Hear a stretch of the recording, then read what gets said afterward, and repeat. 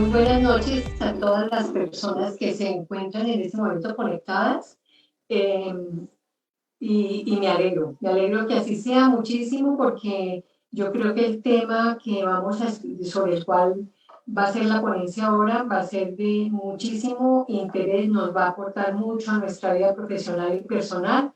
Es un concepto que si bien lo hemos escuchado de la psicología positiva, quizá hoy vamos a tener la oportunidad de profundizar y de aprovechar los conocimientos, la preparación y la experticia que tiene nuestra conferencista. La doctora Marcela Arazo Muñoz, quien va a ser la ponente, es médico cirujano de la Universidad del Bosque, magíster en estudio y tratamiento del dolor, instructora en el cultivo de la compasión del Compassion Institute de la Universidad de Stanford.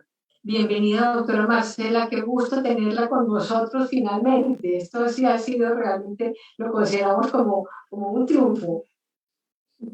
Hola, buenas noches, Gloria. Muchas gracias por la invitación y bueno, muchas gracias por darle este espacio a este tema que, como bien dices tú, es muy relevante, pero realmente yo pensaría que aquí en Colombia aún estamos en pañales. Diría que en esta metáfora que hacemos nosotros de cultivar la compasión, pues como que hasta ahora estaríamos comprando las semillitas y empezando a clasificarlas para poder empezar a sembrar y hacer todo este proceso de cultivo de la compasión. Bueno, entonces muchísimas gracias y espero pues que en este rato que vamos a compartir pueda dar un poco de claridad respecto al concepto y podamos ver algunas de las evidencias o algo de lo que se ha logrado publicar en otros lugares del mundo respecto a la autocompasión como una herramienta, diría yo que para la adaptación, el autocuidado en tiempo de pandemia. Bueno, entonces muchísimas gracias. Bueno, entonces, cuando nosotros hablamos de compasión, pues a mí me gusta mucho esta nube de palabras, porque si nos damos cuenta, las palabras que más grandes están, además de compasión, es empatía. Y normalmente cuando nosotros hablamos de compasión, tendemos a pensar en empatía, en esto de ponernos en los zapatos del otro. Y lo que quiero hoy, a través de este recorrido, es que entendamos un poco las diferencias entre la compasión y la empatía, que logremos llevarnos un concepto más claro de compasión, que veamos también cómo la autocompasión nos ayuda a adaptarnos mejor, cómo también la autocompasión nos ayuda a estar mejor, a trabajar en nuestro bienestar y cómo la autocompasión puede ser una herramienta de autocuidado. Y pienso que esto en particular en este momento que estamos viviendo, que al final pues no es pospandemia porque todavía estamos todavía estamos pues en este brote, todavía seguimos en este tiempo de pandemia, entonces es muy interesante poder tener un recurso adicional que nos va a ayudar a estar mejor. Y como les decía, si nos damos cuenta del resto de nube de palabras, pues hay muchísimas otras. Entonces está la escucha, la conexión, los sentimientos, la comunicación, el amor, el estar vivo, el corazón y todo lo que significa para nosotros el corazón como este centro emocional y sentimental con el que nos identificamos como seres humanos. Y está también todo lo que tiene que ver con las necesidades. Entonces esta palabra abarca un montón de conceptos y un montón de palabras que realmente no tenemos como muy claro cómo esto nos puede ayudar de cierta manera. Entonces, ¿qué es la compasión? Y esta definición que traigo es una propuesta que hicieron algunos de mis compañeros desde España para modificar la definición de la RAE. Y entonces, si nosotros nos vamos a la definición de la RAE, pues no vamos a encontrar esta definición. Esto es una solicitud que ya se hizo, que ya recolectó muchas firmas. Y la nueva definición de la RAE, que esperamos que salga ojalá para el 2022, es que la compasión es el reconocimiento del sufrimiento y ese motor o esa motivación para procurar aliviarlo. Y entonces, si nosotros nos damos cuenta, este concepto dista mucho del concepto tradicional que cuando nosotros utilizamos la palabra compasión, las personas traen a su cabeza. Si nosotros lo pensamos así, normalmente una persona cuando le estamos hablando de la compasión está pensando en lástima, está pensando en misericordia, está pensando quizás en piedad o en conmiseración. Y entonces, pues este concepto que nosotros traemos es un concepto bien diferente. ¿En qué lo diferencia de la empatía? Si nos volvemos a la diapositiva anterior. Pues la empatía es como cuando yo me pongo en sintonía con ese otro y cuando yo, como dicen coloquialmente, me pongo en los zapatos de ese otro. Entonces es cuando yo identifico que ese otro está viviendo una situación y me pongo en sus zapatos para decir, bueno, ¿y qué haría yo si yo fuese el que estuviese en esa situación que está viviendo esta persona? Y lógicamente ser empáticos nos ayuda muchísimo en nuestra vida diaria, pero resulta que cuando yo me quedo en la empatía y resulta que cuando me puedo desgastar y cuando me quedo en la empatía puedo empezar a presentar, si soy un profesional de la salud, por ejemplo, puedo empezar a presentar burnout, porque entonces ya no solamente me pongo en los zapatos de ese otro, sino que muchas veces me cuesta poner límites y entonces empiezo a actuar y empiezo a sentir como si yo fuera ese otro. Y entonces, ¿qué es lo que sucede con la compasión? Que en la compasión siempre estoy identificándome yo como esta persona que lógicamente es solidaria con lo que está viviendo el otro, pero entiendo que yo y el otro somos diferentes personas, no me sobreidentifico con ese otro. Entonces soy capaz de identificar por lo que está pasando esa persona, reconozco que está sufriendo, reconozco que está en un momento de dolor, pero no me quedo allí. Esto me hace moverme y a dónde me lleva a hacer lo que está a mi alcance para evitar o para aliviar su sufrimiento. Y entonces ahí es cuando en la compasión nosotros hablamos que tiene diferentes componentes. Entonces tiene un componente cognitivo, tiene un componente desde la sensibilidad, desde el sentimiento, pero también tiene un componente motivacional, que es el que me invita a hacer algo para que el otro esté mejor. Y entonces cuando nosotros hablamos de compasión, eh, me sirve de cierta manera como un elemento protector para evitar el burnout. En particular, pues si estamos hablando de profesionales, de la vida profesional, en particular en la gente que trabaja en servicio, en particular pues en los profesionales de la salud.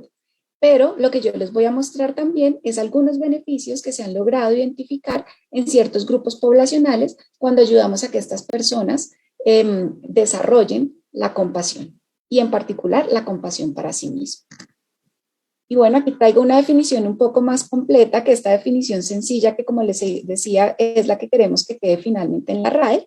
Pero entonces, ¿cuál es esta definición? Y esta definición dice que la compasión no es solamente esa sensación de interés por la persona que sufre, ni es solo un afecto sincero hacia la persona que tienes delante, ni un claro reconocimiento de sus necesidades y su dolor, sino que es también la determinación sostenida y práctica de hacer todo lo que sea posible y necesario para contribuir a aliviar su sufrimiento. Entonces, es una definición mucho más completa que ya nos habla de esos componentes que les estaba diciendo yo y que nos invita al movimiento, al querer hacer algo por ese otro. Y entonces aquí surge la pregunta, ¿qué no es la compasión? Entonces, como yo les decía hace un rato, la compasión no es lástima. Y usualmente ese es como el primer significado que llega a la cabeza de muchos cuando nosotros hablamos de compasión. Lo relacionamos con lástima. No es condescendencia. ¿Y por qué no es lástima y condescendencia? Porque la compasión parte de entender que nosotros, todos los seres, somos iguales, que tenemos exactamente las mismas necesidades y que compartimos muchas características, muchas necesidades y muchos deseos. Entonces, cuando yo equiparo la compasión a la lástima, quiere decir que estoy viendo que por ese al que yo siento lástima es menos que yo. Es como si estableciera una relación, digamos que en la que yo me siento por encima de ese otro. Por querer ayudar, cuando siento lástima, pues entonces como que bajo de nivel al otro. Entonces, por esto no es lástima. Por otro lado, tampoco es este sentimiento de hoy yo hago esto por ti para que mañana tú lo hagas por mí. Tampoco es como un intercambio entre las personas, que eso también es algo que se tiende a pensar. No es el autosacrificio, porque muchas personas relacionan la autocompasión con autosacrificio, entonces tampoco es el sacrificio, ni el autosacrificio, ni el sacrificio por un otro. No es tampoco eso. Tampoco es la compasión idiota, y este es un término muy interesante porque muchas veces cuando a las personas se les habla o se les pregunta de la compasión, tienden a pensar que la persona compasiva es esa persona que le dice sí a absolutamente todo y que se la pasa abrazando a todo el mundo y que vive botando corazoncitos amorosos para todo el mundo. Y definitivamente la autocompasión, perdónenme, la compasión no es ser blando, no es decir sí a todo y tampoco es no poner límites. Una de las principales enseñanzas que puedo decir yo de manera personal cuando inicié este camino es que aprendí a poner límites cuando empecé a trabajar en ser una persona compasiva. Entonces es muy importante entender esto. Las personas muchas veces por querer tener esta imagen de soy el más compasivo del mundo, deja de poner límites, empieza a decirle sí a absolutamente todo y entonces empieza a ser de cierta manera, empieza a ser visto como una persona blanda o como una persona a la que siempre puedo recurrir porque siempre me va a decir que sí. Entonces, por esto no es esta compasión idiota. Y como les decía, tampoco es este estrés empático. Y aquí hay una particularidad. Nosotros cuando leemos literatura encontramos mucho relacionado con fatiga por compasión. Y este es un término que también hemos tratado de modificar, aunque entendemos que va a ser muy difícil, porque muchas de las escalas con las que se mide el burnout, el síndrome de desgaste profesional, utiliza el término fatiga por compasión. Pero realmente la compasión no se agota. La compasión es como un músculo. En la medida en que yo más trabajo en ser compasivo, más compasión voy a tener para dar. Y lo que sí se agota o a lo que sí nos lleva la empatía, cuando yo no soy ecuánime siendo empático, sí puedo presentar estrés empático o el término que utilizan en inglés es el diestrés empático. Entonces, eso tampoco es ser compasivo. Y tampoco es esa tristeza paralizadora. Y también esto nos sucede mucho cuando nosotros empezamos a ver las noticias de todo lo que puede suceder alrededor del mundo, de todas las tragedias, de todos estos movimientos colectivos en los que de manera colectiva muchos países o muchas personas sufren por determinada situación o por determinada norma o decisión de otros colectivos que tienen mayor poder, como que lo que sentimos es ese miedo y esta tristeza que nos paraliza y que no nos permite actuar. Entonces, eso tampoco es ser compasivo, porque si lo recordamos cuando les estaba diciendo los componentes de la compasión me invita a moverme, a querer hacer algo. Y una de mis maestras dice que la compasión es ese temblor del corazón que yo siento ante el sufrimiento del otro y que me hace moverme por ese otro. Y me parece a mí que ese es para mí es una de las definiciones más fáciles de entender, ¿no? Cuando me tiembla el corazón y quiero hacer y empiezo a hacer lo que esté a mi alcance por ese otro. Y bueno, entonces ya entrando un poco más en el contexto de nuestra charla, pues, ¿qué es la autocompasión? Entonces aquí traigo a Kristin Neff. Kristin Neff es una psicóloga de Texas y ella es una de las personas que más ha trabajado en todo lo que tiene que ver con autocompasión. Christopher Germer es también, digamos que es su aliado, es su colega que han trabajado todo este tema y que lo han desarrollado muy bien. Y ellos dicen que la autocompasión es ser amable y comprensivo con nosotros mismos en momentos en los que estamos sometidos a mucho dolor o al fracaso, en vez de ser autocríticos, es percibir que nuestra experiencia hace parte de esta experiencia humana.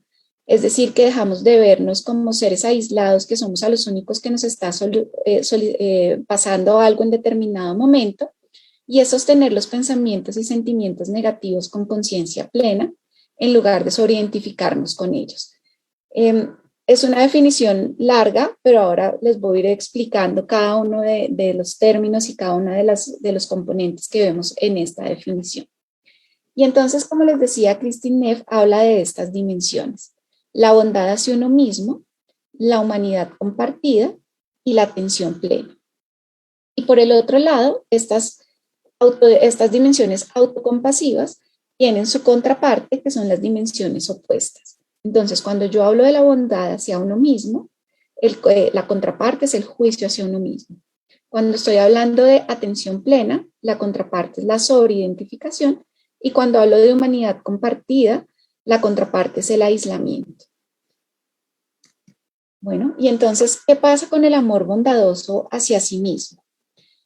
Si nosotros nos damos cuenta, en nuestra sociedad occidental estamos inmersos en la autocrítica. Y yo creo que si pudiera aquí verlos y preguntarles a cuántos de ustedes tienen altos niveles de autocrítica, seguramente que levantarían muchos de la mano, porque los niveles de autocrítica y de autoexigencia de nosotros en la sociedad occidental realmente son muy altos.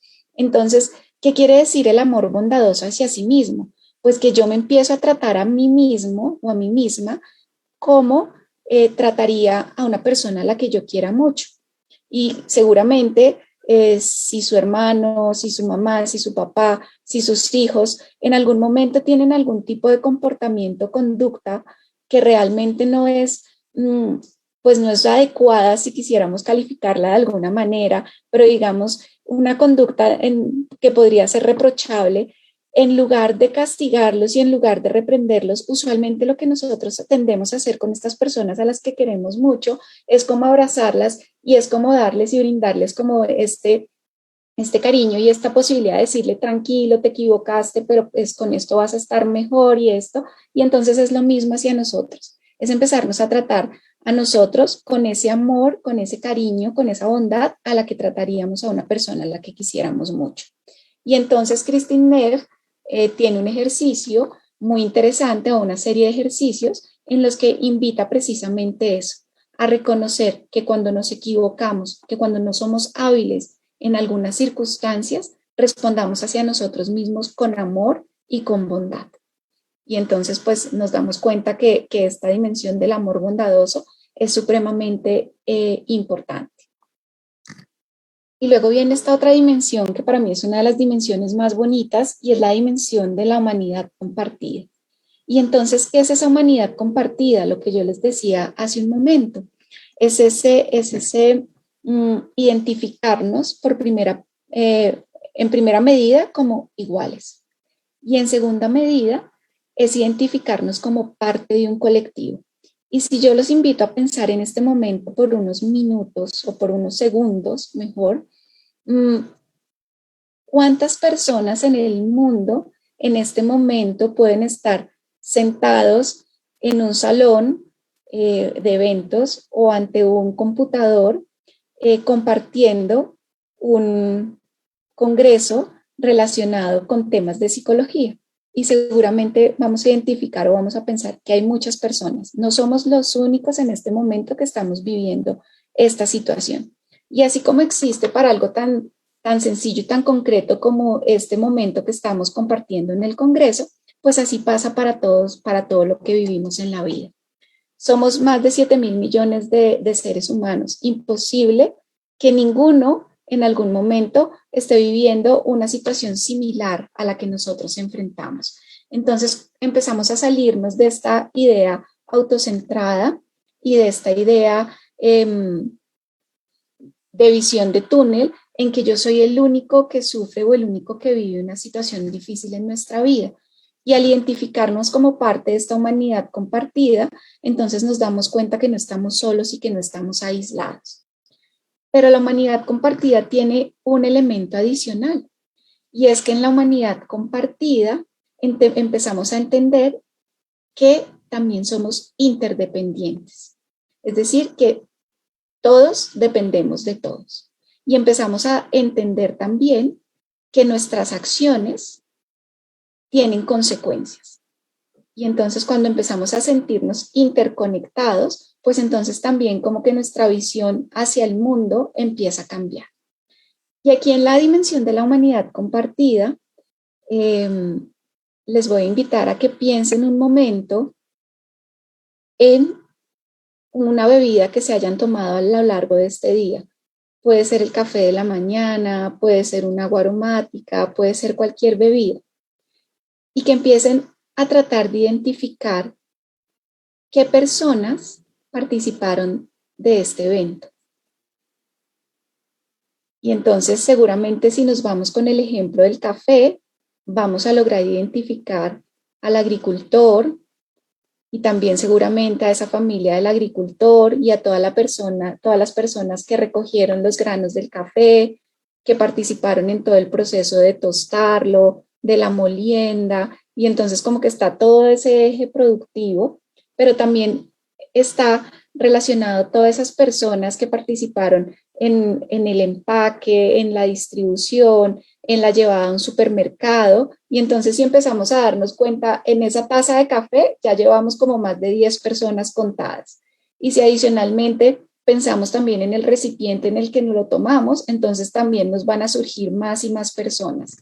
Y si además pensamos en la persona que preparó el café para nosotros el día de hoy, pues es mucha más gente. Y si pensamos en quién la compartimos, con quién compartimos ese cafecito, pues seguramente va a ser muchas más personas. Y entonces ahí empezamos a darnos cuenta que estamos interconectados con numerosas personas que no conocemos, que de cierta manera actúan y generan un efecto en nosotros o generan algo en nosotros, así sea el tomarnos un vaso con agua o el tomarnos un café. Y entonces esa interconexión empieza a ser real, empiezo a sentir que estoy interconectada con estas todas personas que mencionamos. Y de esa misma manera entonces empiezo a darme cuenta que mis acciones tienen repercusión en numerosos otros que yo tampoco conozco y que ni siquiera logro imaginarme que pueden estar siendo afectados por lo que yo hago. Y entonces empezamos a salirnos de esta, como les decía yo, de esta visión tunelizada. Puede que mi red social, no hablando de Instagram ni nada de esto, pero puede ser que mi red de personas que están a mi alrededor, mi círculo social, no sea tan extenso, pero cuando yo empiezo a darme cuenta en cuántas personas estoy tocando día a día con cada una de mis acciones, empiezo a darme de la interconexión que existen entre todos. Y entonces a mí me gusta mucho decirles a las personas que atienden una llamada telefónica en un call center. Ustedes no se imaginan el impacto de la respuesta que ustedes pueden estar dando en ese call center. ¿A cuántas personas esa pregunta, esa respuesta que ustedes pueden estar dando en el call center las está afectando, las está tocando? Y entonces también empiezo a ser un poco más responsable de mis propias acciones, ¿no? Entonces, como les decía, este tema de la humanidad compartida a mí me parece súper bonito, por lo que les digo, es entender que no estamos solos, que no estamos aislados por un lado, y por el otro lado es también entender la interconexión que nos une como humanos. Y además la humanidad compartida tiene algo adicional, y es que en la humanidad compartida empiezo a entender también que compartimos eh, deseos, que compartimos tristezas, que compartimos necesidades. Y entonces hay un ejercicio que me gusta mucho hacer a mí cuando paso el semáforo peatonal, cuando voy hacia mi trabajo todas las mañanas. Y es tratar de mirar a ese que está enfrente mío, que no conozco, que está también esperando el cambio del semáforo peatonal y empezar a conectarme con esa persona. Y entonces yo empiezo a pensar, tal como yo, esta persona que está enfrente mío tiene frío. Tal como yo, esta persona que está enfrente mío va tarde para su trabajo. Tal como yo, esta persona que está frente mío no desayunó. Y entonces esto me hace sentirme interconectada, hace que yo no rechace a ninguno de los que están a mi alrededor, sino que me sienta que hago parte de este colectivo que se llama humanidad.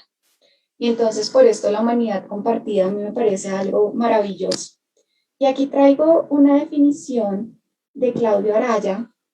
Claudio Araya es un psicólogo chileno que trabaja mucho el tema de la humanidad compartida y él dice que los seres humanos tenemos cosas en común que son básicas y están más allá de nuestras diferencias y que estas no tienen que dividirnos como personas. ¿Qué compartimos? Y entonces él dice, pueden haber muchos listados, pero yo quisiera expresar aquello que sí compartimos, como que somos seres emergentes en el flujo de la vida, somos seres sensibles, estamos expuestos al dolor, a la enfermedad y a la muerte. No vivimos aislados porque somos seres relacionales. Y entonces me gusta esta definición porque resume lo que hemos venido hablando sobre esto de la humanidad compartida. Entonces, como nos damos cuenta, ya hemos hablado de dos de las dimensiones de la autocompasión que incluye Christine Neff en su definición. La primera, el amor bondadoso hacia nosotros mismos, tratarnos ante ante nuestros momentos no hábiles como trataríamos a una persona a la que quisiéramos mucho, sin juzgarnos, sin criticarnos. Y la otra, la humanidad compartida, entendiéndonos que Hacemos parte de un colectivo que se llama humanidad y que estamos interconectados. ¿Y cuál es esa tercera dimensión que trae Christine Neff en su definición? La atención plena o el mindfulness.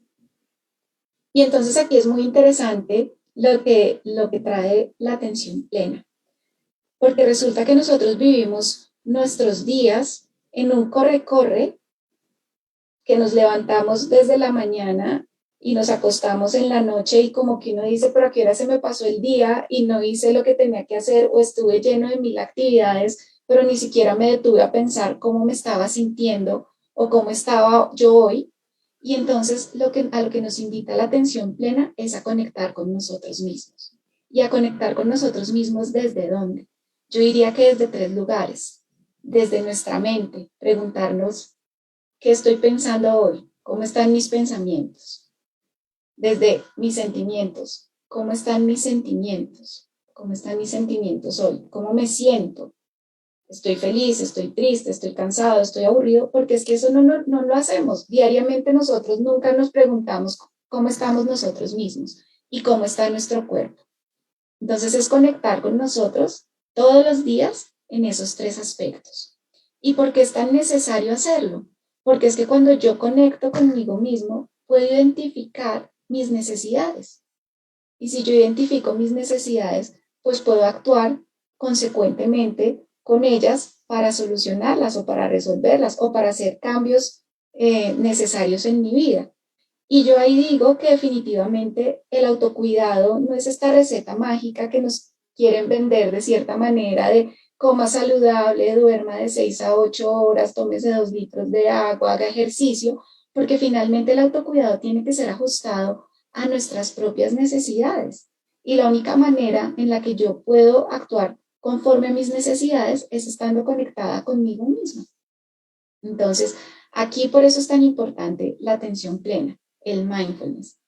Vivimos súper distraídos, como les decía, entonces ni siquiera disfrutamos lo que comemos, ni siquiera disfrutamos quienes somos papás de nuestros hijos en algún momento porque estoy conectada simultáneamente al teléfono y al computador mientras estoy compartiendo la comida, mientras estoy compartiendo con mis hijos. Entonces es por estos momentos, yo sé que la vida, tal vez el ritmo de vida es muy exigente y sobre todo en ciudades, cuando vivimos en ciudades grandes y cuando tenemos cargos, roles que cumplir, pero es por momentos desconectarnos de lo externo para conectar con nosotros mismos. Y esto no tiene que ser algo que hagamos, pues, no sé, 1 hora diaria de meditación, porque esto realmente es algo que nosotros podemos hacer en pequeños minutos. Es sentarme en un lugar silencioso, tranquilo y conectarme. ¿Cómo me siento? ¿Cómo está mi cuerpo? ¿Qué estoy pensando? ¿Qué necesito? Porque eso definitivamente es estar en atención plena conmigo. Y es empezar a vincular dentro de nuestras vidas esos momentos de conexión. Entonces, si me voy a sentar a tomarme un café, pues me siento realmente a tomarme y a disfrutar ese café. ¿Cuánto me puedo demorar tomándome un café? Realmente no me voy a demorar tanto tiempo, pero lo que sí voy a recoger es muchos beneficios para mí mismo o para mí misma. Entonces, por esto es tan importante la atención plena. Entonces, si nos damos cuenta y ya vinculamos estas 3 dimensiones de la definición de Christine Neff en cuanto a la autocompasión. Y resulta que hay muchos estudios que nos muestran cuáles son los beneficios de la compasión. Y entonces, ¿qué nos dicen estos estudios? Entonces nos dicen que el incremento en la autocompasión está asociado a una disminución significativa en niveles de ansiedad y depresión.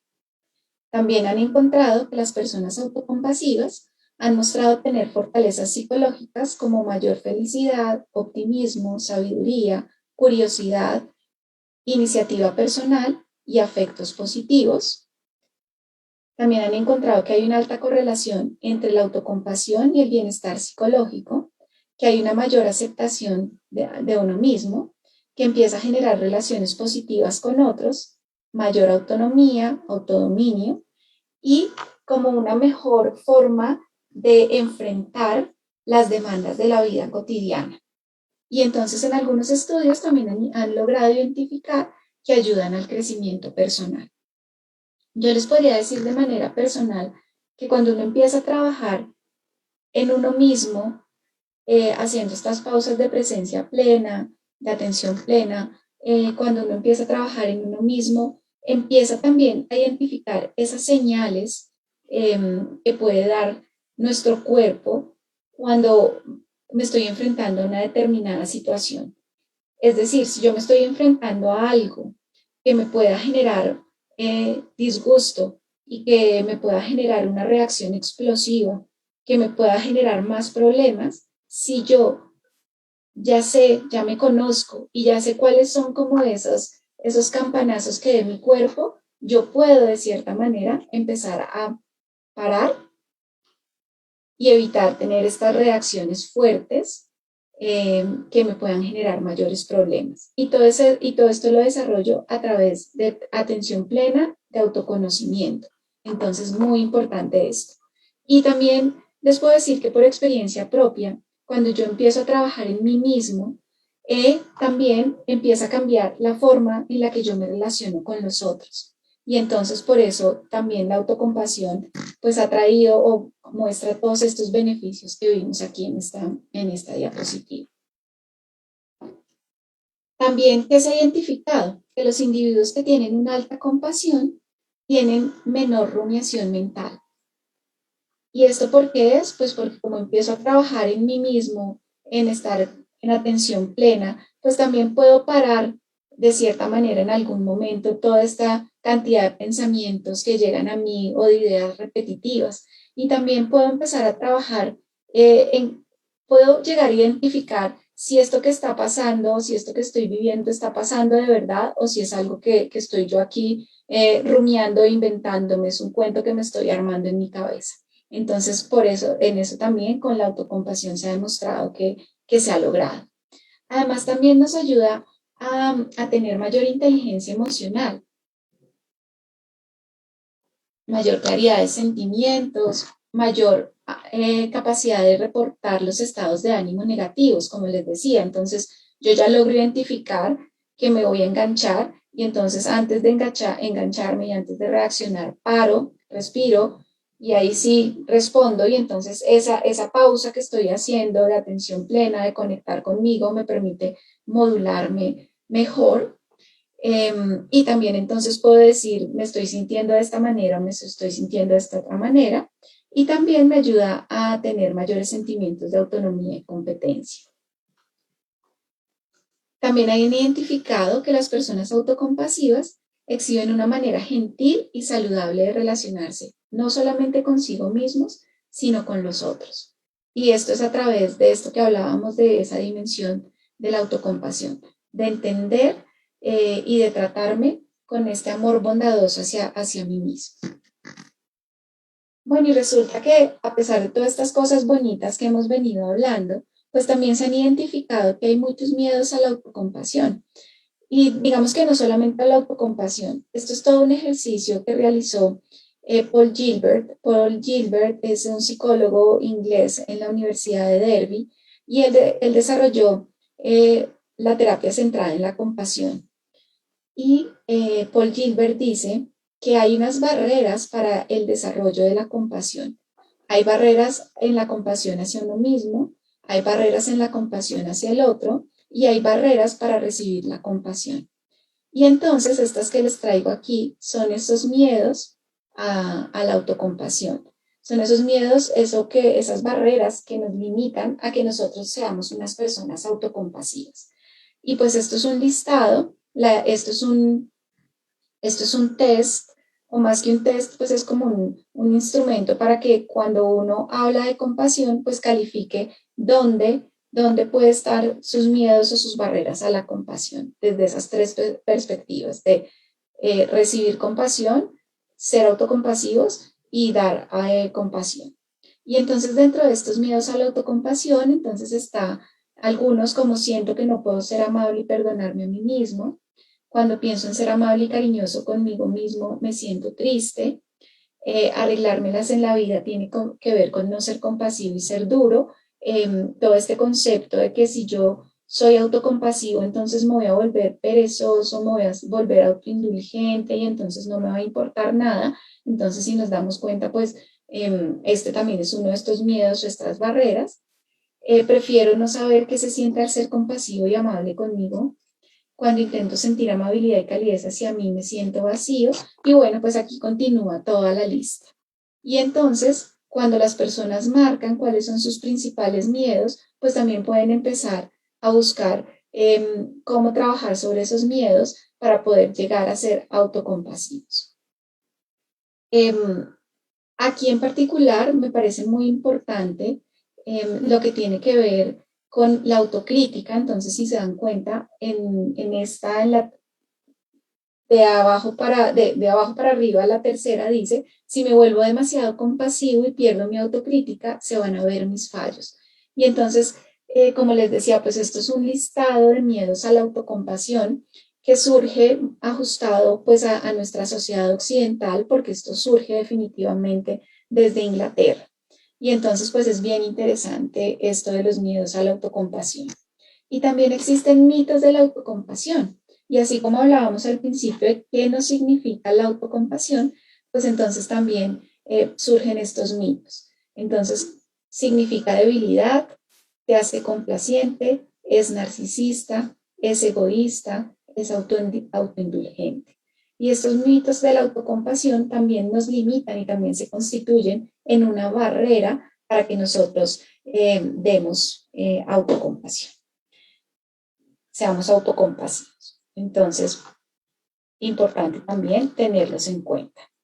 Bueno, y entonces antes de pasar a la siguiente parte, a mí me gustaría invitarlos a que hagamos un ejercicio de lo que hacemos nosotros normalmente cuando estamos en una práctica de autocompasión. Y entonces los voy a invitar, vamos a hacer un pequeño ejercicio, ojalá pues se sientan cómodos de hacerlo, esto es completamente voluntario, pero entonces los voy a invitar que por un momento se pongan en una postura cómoda. ¿Y qué quiere decir una postura cómoda? Pues que allí en el lugar donde estemos, en la silla, la cama, bueno, en el suelo donde estemos, empecemos a verificar que el peso de nuestro cuerpo esté bien repartido entre nuestros dos isquiones, que son los huesecitos en los que nos sentamos, que tratemos de dirigir nuestra coronilla hacia el techo, que nos imagináramos como si tuviéramos un lazo que nos jala hacia el techo, y esto es lo que hace es que nos da un poco de elongación a nuestra columna. Vamos a tratar de llevar nuestra mirada en diagonal hacia abajo, o si es cómodo para ustedes, pueden incluso cerrar los ojos.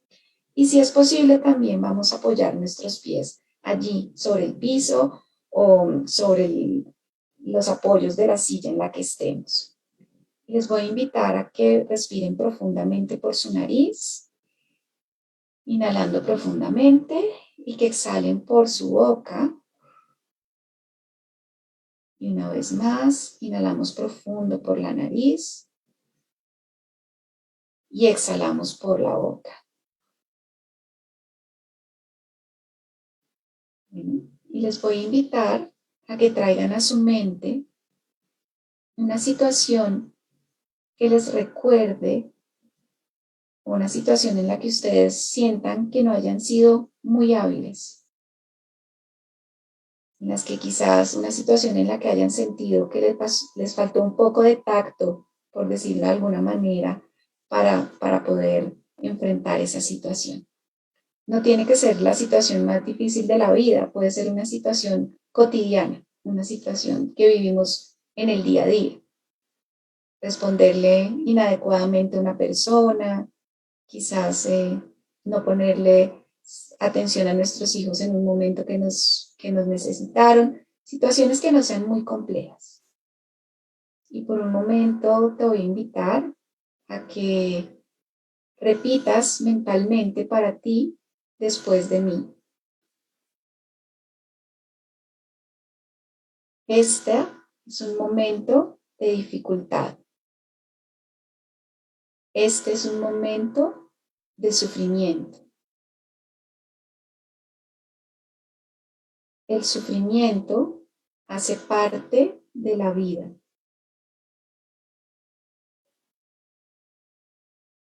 Que yo pueda tratarme a mí mismo con amor y bondad.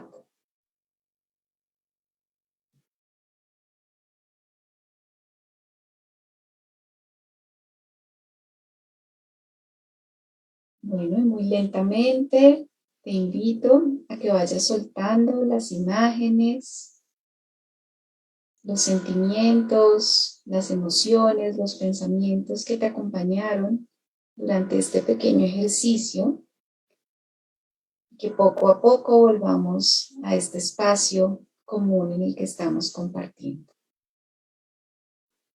Entonces, este es un ejercicio en el que ponemos en práctica esto de lo que habla Christine Neff. Es un ejercicio en el que reconocemos que en esas situaciones difíciles, en esas situaciones en las que no somos muy hábiles, eh, podemos darnos bondad y podemos ser autocompasivos con nosotros. Y si se dan cuenta, pues no es un ejercicio que necesite mucho tiempo, no tardamos ni 3 minutos conectándonos con esta esencia autocompasiva de nosotros. Entonces, bueno, vamos a pasar a la siguiente parte de esta charla y es poder ver qué pasa si nosotros empezamos a ver compasión y autocompasión relacionado con la situación de pandemia que vivimos. Y entonces, pues aquí traigo varios estudios, que son estudios muy recientes, lógicamente, son estudios de finales del 2020 y lo que llevamos del 2021. Y en este estudio, es un estudio muy grande, realizado en la Universidad de Coimbra, en Portugal, por la doctora Marcela Matos. Y entonces, en este estudio, lo que empiezan a buscar son esos miedos hacia la compasión que pueden magnificar los efectos negativos en la salud mental en el momento de la pandemia. Y entonces, como todos sabemos, pues la pandemia por COVID-19 pues generó una crisis global en la salud mental. Y lo que querían probar este grupo de investigadores es que la compasión es un factor protector ante la situación y ante los riesgos en la salud mental generados por COVID-19. Ellos planteaban que mientras los miedos a la compasión aumentan el diestrés, que los miedos a la compasión aumentan el diestrés y amplifican los efectos del estrés en la salud mental. Y entonces lo que ellos querían explorar era cómo los miedos a la compasión generaban eso. Este es un estudio que se hizo en 21 países, en el que participaron 4.057 adultos, y de este estudio, ¿qué concluyeron? Que la hipótesis que planteaban ellos era verdad, que los miedos a la compasión aumentan los efectos de la pandemia sobre la salud mental de las personas y que también afectan la esfera social. Y lo que ellos sugieren es vincular intervenciones basadas en la compasión para mejorar la salud mental. ¿Cuáles son intervenciones basadas en la compasión? Entonces, pues aquí hay muchas intervenciones diferentes. Está, como les decía, la terapia centrada en la compasión. También están pues todo lo que tiene que ver con meditaciones guiadas, enfocadas a desarrollar la compasión hacia nosotros mismos, hacia otros. También está todo lo que tiene que ver con imaginería y entonces a través de lo cual también genero sentimientos de compasión hacia los otros y autocompasión. Entonces, como nos damos cuenta, pues hay muchísimas, entre muchas otras, pues estas son algunas de las estrategias y de las intervenciones basadas en la compasión que ellos sugieren que se pudieran incorporar. Este estudio tiene una segunda parte porque en este estudio lo que hicieron es que aplicaron una serie de instrumentos, una serie de escalas en un primer momento, cuando la mayoría de los países participantes habían pasado por este primer momento de confinamiento. Ahí aplicaron la batería de escalas y luego hicieron una segunda medición después de 6 meses de la aplicación de las primeras escalas, y entonces estamos aún pendientes de ver los resultados de la segunda aplicación de las baterías de escalas para ver si las personas que participaron del estudio lograron vincular estas intervenciones basadas en la compasión y cuáles fueron los resultados. Por este lado, esto es otro artículo generado en Turquía, y entonces es en el que tratan de identificar el papel mediador de la autocompasión en relación entre la percepción de amenaza pues, generada por la COVID-19 y los efectos en la ansiedad hacia la muerte pues por esta causa. Como se dan cuenta, son estudios que vinculan un número importante de participantes. Digamos que las muestras de estos estudios son muestras grandes. El anterior eran más de 4.000 personas, en este participan 562 individuos de la comunidad. Igual utilizaron un formulario de información personal, también utilizaron un formulario que ellos diseñaron que se llama el formulario de amenaza por la COVID-19, incluyeron la escala de autocompasión y una escala turca de la ansiedad ante la muerte. Y ellos que lograron identificar en este estudio, pues que la relación entre la amenaza a la COVID-19 percibida y la ansiedad por la muerte fue parcialmente mediada por la autocompasión. Y lo que ellos hacían es que también vinculaban algunas instrucciones relacionadas con cómo trabajar en la autocompasión durante, pues, a las personas que participaban. Entonces, pues, también, como nos damos cuenta, al igual que el estudio anterior, pues, entonces dice que la autocompasión, pues, puede tener efectos positivos ante la ansiedad relacionada con la muerte por COVID-19. Este también es otro estudio que lo que pretendía era investigar la relación entre la ansiedad, la autocompasión y las diferencias de género con los comportamientos del autocuidado y el miedo al COVID-19.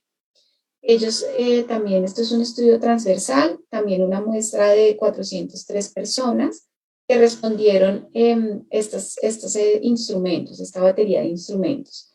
Entonces, el GAT-7, que es para medir el trastorno de ansiedad generalizada, la escala de autocompasión, la escala del miedo a la COVID-19 y un cuestionario que se centra en el comportamiento relacionado con COVID-19.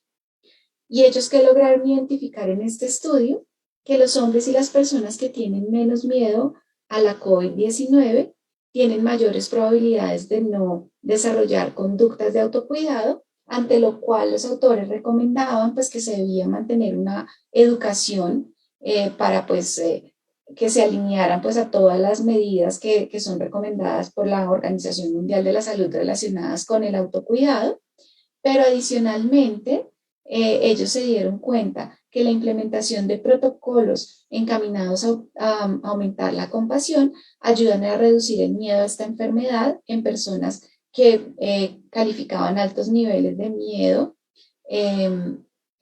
sí, en las personas que calificaban altos niveles de miedo ante el COVID-19. Entonces también en este se concluye pues que la compasión y la autocompasión nos ayuda a disminuir los niveles de ansiedad. Este otro es un estudio que hicieron en Vietnam, en el que también intentan examinar o encontrar la relación entre la autocompasión y el bienestar psicológico y el papel de la gratitud y el estrés. Como les digo, también una muestra importante, 509 adultos vietnamitas utilizaron una escala de autocompasión de 26 ítems y la gratitud se midió por otra parte con una escala de 6 ítems específica relacionada en gratitud con COVID-19. Midieron el bienestar psicológico con este índice de bienestar de la Organización Mundial de la Salud y utilizaron una escala que se llama el Stress Scale del COVID-19 para medir los síntomas de estrés y miedos causados por la pandemia. Ellos que concluyeron, que encontraron que la autocompasión tiene una influencia directa en el bienestar psicológico, y además encontraron que la gratitud tiene un papel mediador significativo en la disminución o en la forma en que se enfrenta el estrés. Y ellos concluyen que aumentar la autocompasión y la gratitud puede ayudar a mejorar el bienestar psicológico y reducir la influencia del estrés y los temores ante la COVID-19 en la salud mental de las personas. Entonces, pues si nos damos cuenta, estos estudios pues tienen unos resultados muy interesantes relacionados pues cómo la autocompasión, cómo trabajar en la autocompasión en todas las personas que hemos estado sometidas, pues porque esto ha sido a nivel mundial, independientemente de lo que hagamos o donde estemos, de cómo la autocompasión tiene efectos beneficiosos en las personas que la pueden incluir dentro de sus vidas diarias. Bueno, aquí traigo esto también porque es muy importante. Si tu compasión no te incluye a ti mismo, está incompleta. Y esto es algo que dice Jan Corfield, que es también una de las personas que ha trabajado más en este tema de compasión y autocompasión.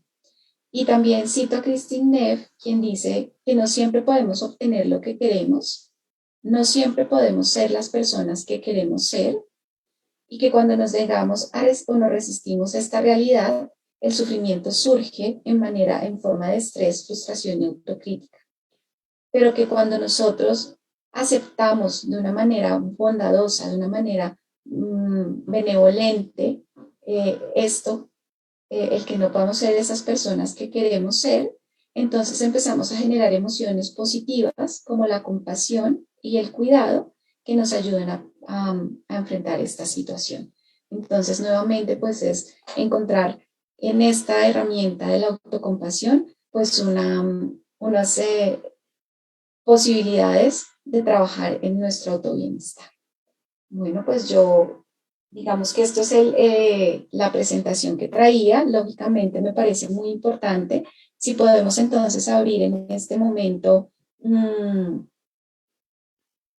los micrófonos a resolver inquietudes, dudas relacionadas con el tema, porque me parece que en esta co-construcción pueden surgir cosas muy interesantes que quizás pues no abarco en la presentación como tal.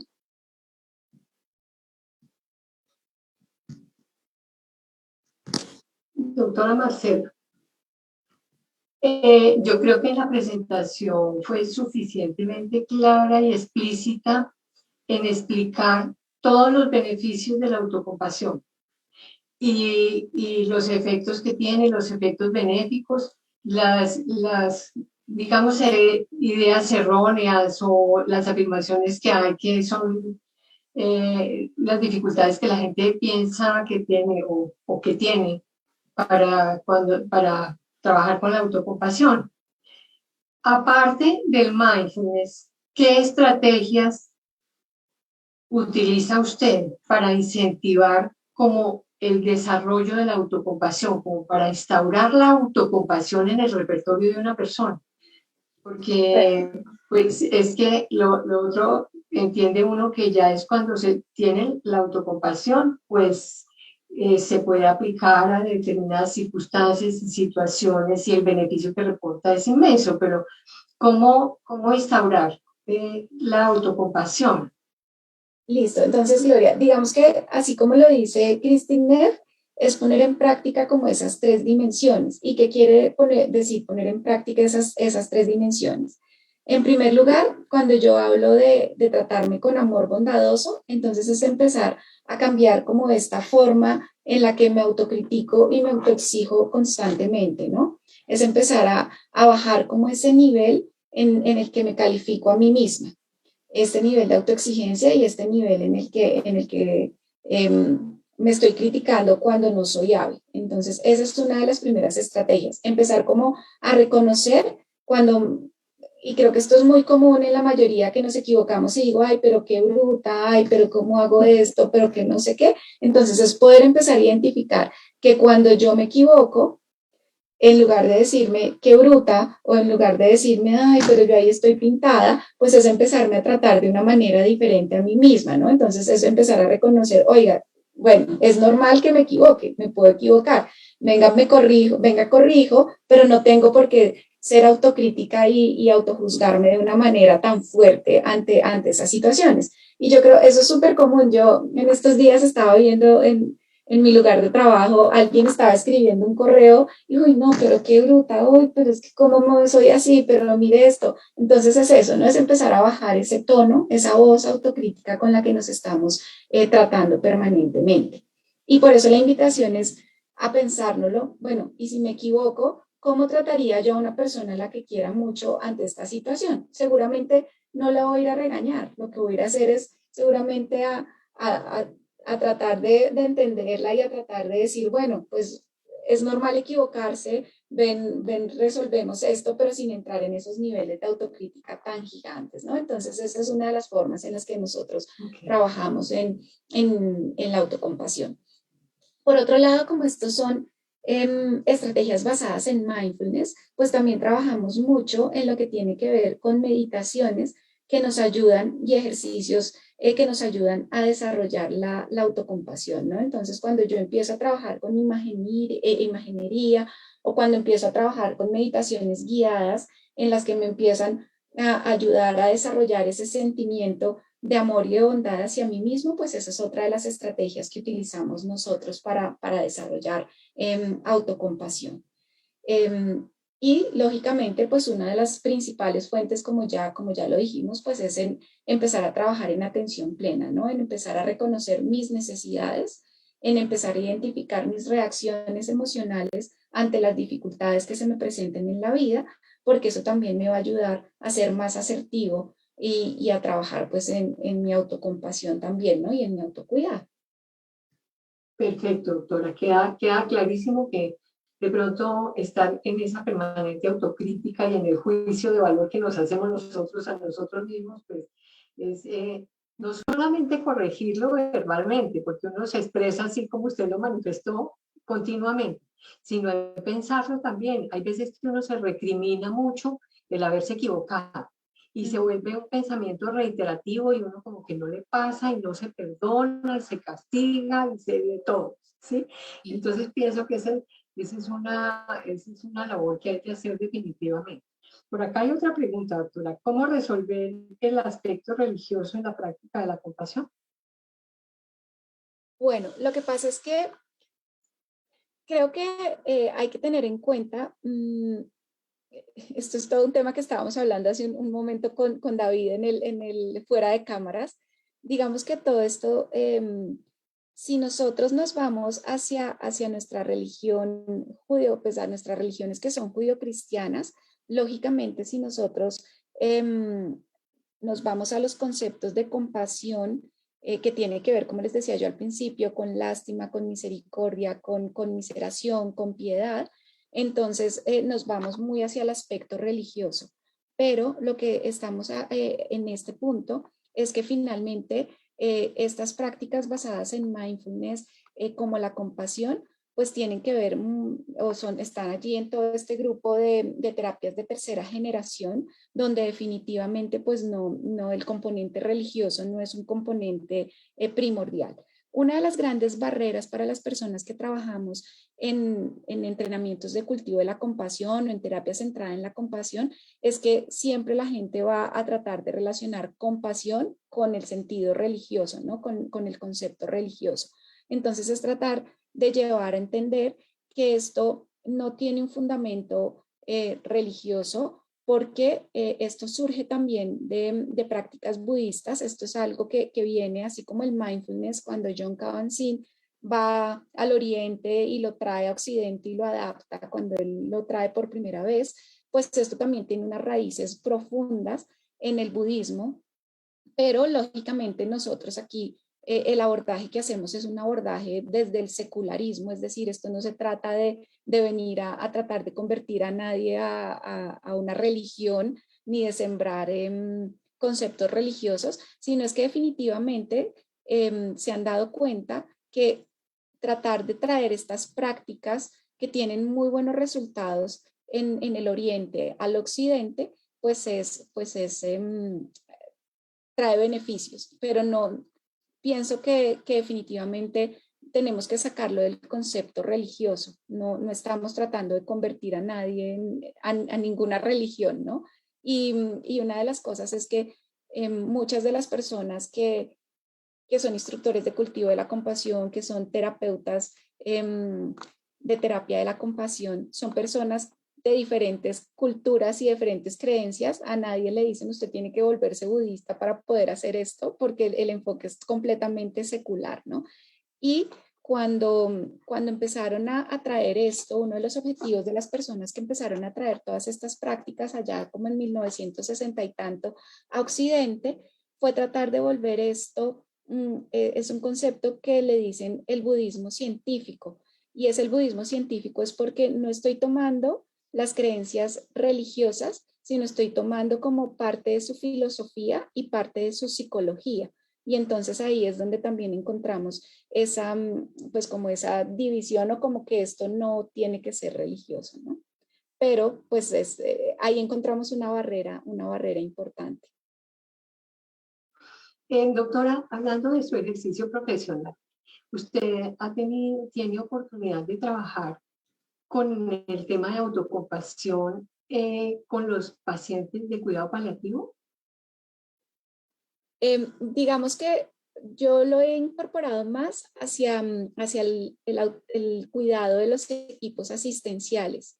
Em, digamos que el terreno en el que yo me he ido es un poco más hacia ese, porque definitivamente yo me doy cuenta que los niveles de autoexigencia y de descuido, así que no del autocuidado, sino del autodescuido en los profesionales del área de la salud son muy altos, ¿no? Entonces me parece a mí que allí es un campo en el que me ha gustado mucho incorporar estos conceptos y me parece que, y es muy bonito, el año pasado en medio de la pandemia hicimos un recorrido con muchas personas, más de 3.000 personas en las que pudimos trabajar sobre estos temas específicos de autocompasión y autocuidado. Y es muy bonito ver que muchas personas han logrado incorporar algunas de estas cosas a su vida diaria, ¿no? Como por ejemplo parar y respirar como un mecanismo de entrar en contacto conmigo mismo y de autocuidarme. Entonces son cosas muy interesantes. También lo he vinculado hacia cuidadores. Hacia cuidadores también me ha parecido muy importante, hacia cuidadores de pacientes al final de la vida, porque también el desgaste en ellos es muy alto. Entonces, poder vincular autocompasión como una estrategia de autocuidado ha sido gratificante también. Y en pacientes, yo trabajo un poco más lo que tiene que ver con la atención plena, más hacia el mindfulness, porque me parece muy importante trabajar con ellos, pues esto de vivir el aquí y el ahora, estar en el momento presente y algunas veces también por su condición para ellos, de pronto hacer prácticas más largas de meditación o hacer prácticas más largas de imaginería o esto se les dificulta, entonces por eso no lo he vinculado, pero sí tengo profesores que, por ejemplo, lo han trabajado en particular con personas con tumores cerebrales en un grupo de la Universidad Complutense de Madrid y han tenido resultados muy interesantes en vincular la autocompasión como una parte pues de todo el cuidado de los pacientes que tienen diagnósticos tempranos de tumores cerebrales. Y ha repercutido también en que tienen mayor bienestar, ¿no? Y como que pueden tolerar mejor todo lo que significa enfrentarse a un diagnóstico tan difícil como el cáncer y el tratamiento. Y usted como profesional que ha tenido esa práctica con su equipo, de pronto en el contexto en el cual trabaja, de hacer este trabajo de autocompasión con los profesionales de la salud, ¿cómo ve la posibilidad de que, como en otros países, se incorporen los currículos de formación, este tipo de entrenamiento, de conocimiento, de área de desarrollo, del desarrollo de esta dimensión, digamos como que es una dimensión espiritual, porque finalmente estamos hablando como de prácticas contemplativas, etcétera, que tienen una fundamentación científica absoluta de las neurociencias? Pero ¿cómo ve el hecho de que se pueda incorporar en el proceso formativo de los estudiantes, de los profesionales de las ciencias de la salud? Pues mira, yo te voy a decir, Gloria, nosotros hemos tocado muchas puertas con mis compañeras certificadas aquí en Colombia. Todas las certificadas somos mujeres, no, no tenemos ningún hombre y hemos tocado muchísimas puertas. Mm, yo veo que hay interés, yo veo que cuando uno toca puertas hay muchas personas que dicen, uy, súper interesante, súper importante, pero veo que todavía nos falta mucho el que realmente vean los beneficios que esto podría traer a los profesionales en futuro. Yo trabajo con estudiantes de primero y segundo semestre de medicina en una facultad y la idea es, no solamente trabajamos en conceptos de autocompasión y compasión, sino que también trabajamos en lo que tiene que ver con mindfulness y meditación. Y veo que los estudiantes de primero y segundo semestre son supremamente receptivos a este tema. Cuando uno les habla de estas posibilidades de autocuidarse a través de este tipo de prácticas contemplativas, pues como que ellos dicen, uy, qué maravilla.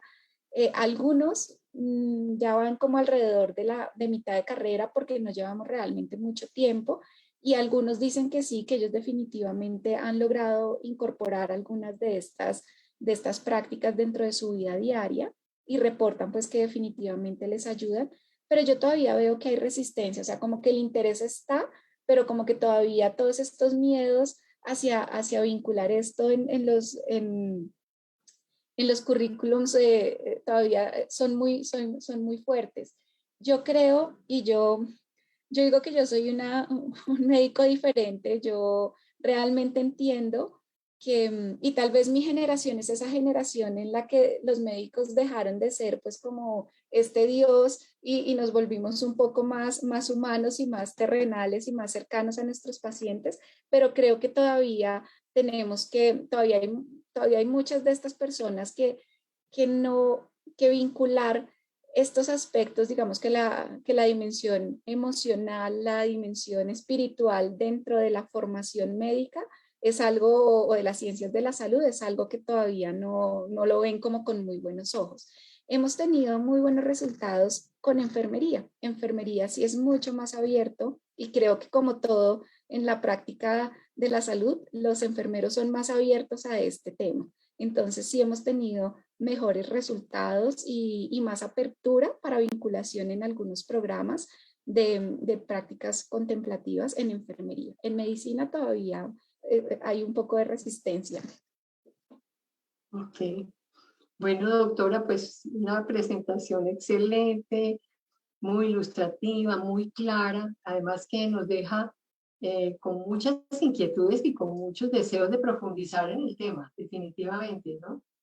Afortunadamente, como yo le comentaba, pues yo pienso que todos esto que se mira todavía con mucha reticencia, yo pienso que valdría la pena instigarlos a que revisen un poco las investigaciones que están haciendo el Instituto de Neurociencias del Canadá, lo que se está haciendo en Stanford, lo que ha hecho Goleman con Dalai Lama, lo científico que hay detrás de todo esto, de prácticas basadas en la evidencia, ¿no? Pero bueno, yo creo que es seguir ahí en la lucha. Seguramente más adelantico se logra. Sí, yo creo Muchísimas gracias, doctora, que por habernos aceptado esta invitación, por estar esta noche con nosotros, por dejarnos todas esas inquietudes, además de un tema tan sensible y tan cercano a la vida cotidiana de cualquier ser humano. Y bueno, muchas gracias, de verdad.